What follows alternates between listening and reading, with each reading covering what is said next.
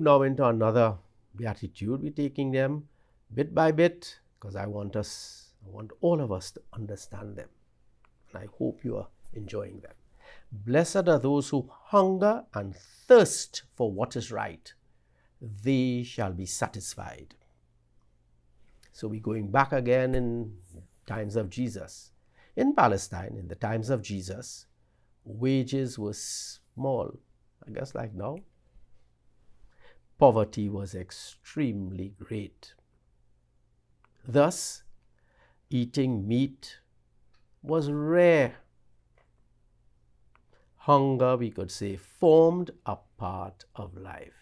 Perhaps those of us who grew up in Trinidad in the good old days, now when we had to catch whatever, right? I can identify with some of that. I wouldn't say hunger, but living a very frugal life. The same is true of thirst, because people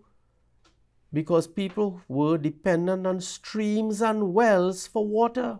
The woman at the well, you have no bucket, sir, right? So as we read and as I'm speaking, let these passages come to mind. And that's what learning is all about. In the times of Jesus, wages were small. Poverty was great. Eating meat was rare. Hunger, we could say, formed a part of life. The same we can say for thirst, because people were dependent on streams and wells for water. In addition, there might be very long distances between streams. So you're going to get water and the streams are far apart, and when you reach them, it's almost empty. You have to make the journey again. To compound the situation, there were sandstorms. Think of it, the dust, desert. People had to cover themselves for protection. So think about it, you're in the desert. Streams are far apart and you're looking for water. You're covering your face with dust. And what could happen? By doing so, you could choke and die because of the lack of water. Perhaps we could identify with it. I mean, I hear people grumbling, we have to wear this mask. Oh God, I can't wear it. I can't breathe. I can't. So right, and we can't take on just a little mask. You can imagine people who have to cover their entire face because they need to protect themselves from the dust, the sand, the sun. People who live in those conditions knew the need for water, especially for quenching thirst and dry throats in order to survive. It's not like us, sometimes you hear the young people, and I'm not criticizing them. I'm thirsty, and what you want? They want some kind of, as we say in Trinidad, a sea drink. They don't want water, right?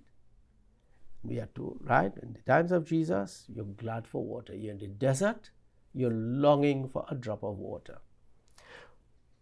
What Jesus was actually saying is those who hunger and thirst for righteousness.